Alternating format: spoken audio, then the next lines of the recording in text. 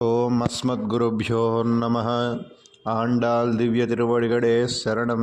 అందరికీ ధనుర్మాస ఉత్సవ ఆరంభ శుభాకాంక్షలు.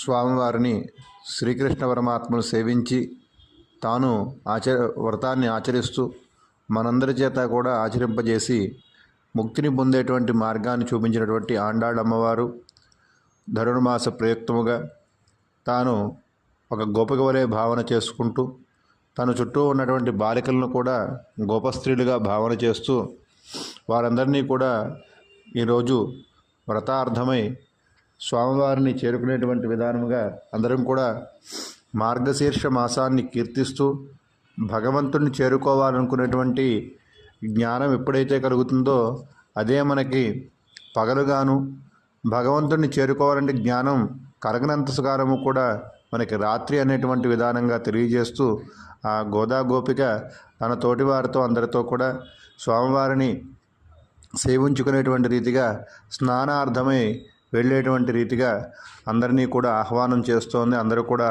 రండి, మనం స్వామివారిని చేరుకుందామనేటువంటి విధానాన్ని ఈ యొక్క మొదటి పాసురంలో తెలియజేస్తోంది. అలాగే ఈ యొక్క మొదటి పాసురంలో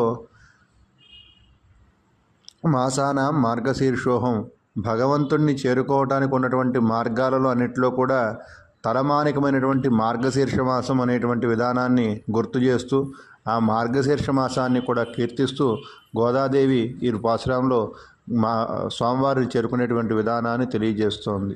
జై శ్రీమన్నారాయణ.